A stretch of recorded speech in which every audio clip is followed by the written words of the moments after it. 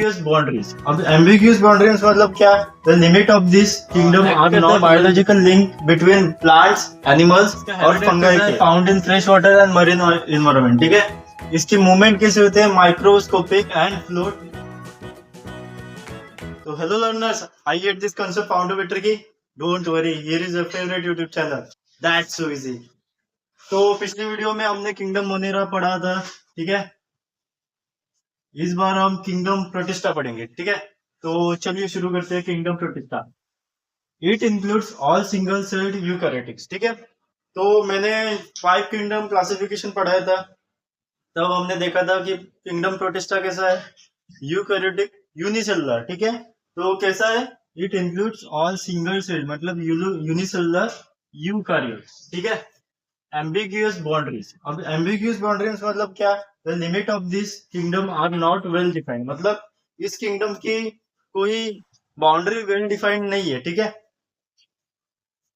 तो लिंकेज में देखते हैं. It act as a biological link between plant and animal and fungi, ठीक है. ये एक लिंक तैयार करता है, एक एक्ट करता है biological link between plants, animals और फंगाई के, ठीक है. इसलिए इसको लिंकेज की कहा जाता है. इसका हैबिटेट कैसा है? प्राइमरली एक्वेटिक, मतलब ये एक्वेटिक होते हैं प्राइमरली, ठीक है. सेल स्ट्रक्चर देखते हैं. सेल स्ट्रक्चर कैसे होता है? Possess a well defined nucleus, मतलब इनके पास वेल डिफाइंड न्यूक्लियस होता है, ठीक है. कंटेनिंग मेम्ब्रेन बाउंड ऑर्गेनिल, मतलब इनके पास मेम्ब्रेन बाउंड ऑर्गेनिल है क्योंकि ये यूकैरियोटिक है. अगर ये प्रोकैरियोटिक होता तो इनके पास मेम्ब्रेन बाउंड ऑर्गेनिल नहीं होती. ये मोनेरा में देखा जाता है, ठीक है. तो यूकैरियोटिक है मतलब इनके पास मेम्ब्रेन बाउंड ऑर्गेनिल होंगे. में है फ्लैजिला और सिलिया फॉर द मूवमेंट, ठीक है. इनके पास फ्लैजिला होता है और सिलिया होता है फॉर द मूवमेंट. रिप्रोडक्शन कैसा होता है? Both sexual and asexual reproduction type, ठीक है. दोनों भी हो सकता है. रिप्रोडक्शन असेक्सुअली भी हो सकता है, सेक्सुअली भी हो सकता है, ठीक है. अब इसका ये एग्जांपल देखते हैं. क्राइसोफाइट्स देखते हैं. Chrysophytes membranes of chrysophytes include dinoflagellates and golden algae, ठीक है. इनके क्राइसोफाइट्स के मेंबर किसको इंक्लूड करते हैं? डायटम्स और गोल्डन एल्गी, ठीक है. इसका हैबिटेट कैसा है? Found in fresh water and marine environment, ठीक है. इसकी मूवमेंट कैसे होते हैं? Microscopic and float passively in the ocean, ठीक है. ओशन करंट मतलब ये प्लैंकटॉन्स है, ठीक है. न्यूट्रिशन कैसे होता है? It is mostly photosynthetic. ये कैसे होते हैं? फोटोसिंथेटिक होते हैं, ठीक है. इनके की फीचर ऑफ डायटम्स दिखाता हूँ. की features of diatoms. The soap box structure, मतलब इनका स्ट्रक्चर कैसा होता है? सोप बॉक्स स्ट्रक्चर होता है. द सेल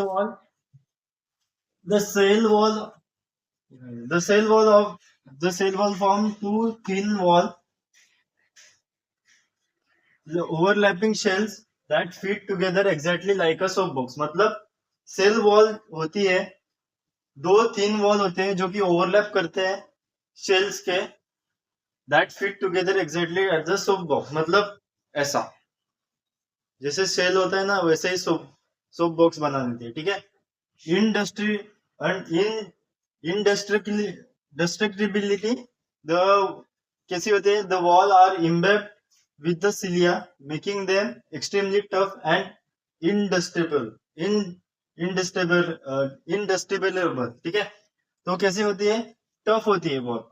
डायटमेशियस अर्थ मतलब over billion of the earth accumulation of the cilia cell deposit create a diatomaceous earth, ठीक है. इकोनॉमिक यूजेस क्या होते हैं इनके? Because the soil is gritty, it used to polishing and filtration of the oil and syrups, ठीक है. इनको कैसे यूज किया जाता है? पॉलिशिंग के लिए और filtration of the oil and syrup, ठीक है. It is a chief producer of the ocean, मतलब ये chief producer of the ocean है, ठीक है. इनसे ही स्टार्ट होती है फूड चेन, ठीक है. इनको खाकर ये प्राइमरी प्रोड्यूसर है, फिर इनको प्राइमरी कंज्यूमर खाएगा, फिर इनको प्राइमरी सेकेंडरी कंज्यूमर खाएगा, ठीक है. ऐसा करते करते चेन बन जाएगी, ठीक है. तो ये हो गया किंगडम प्रोटिस्टा और इसका एक पार्ट क्राइसोफाइट्स. इसके बाद मैं पढ़ाऊंगा डायनोफ्लैजिलेट्स और यूग्लिनोइड, ठीक है. तो अगली वीडियो में मैं डायनोफ्लैजिलेट्स पढ़ाऊंगा, यूग्लिनोइड पढ़ाऊंगा, ठीक है.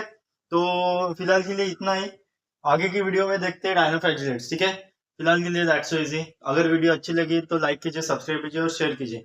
ठीक है, मिलते हैं अगले लेक्चर में। फिलहाल के लिए दैट्स सो इजी।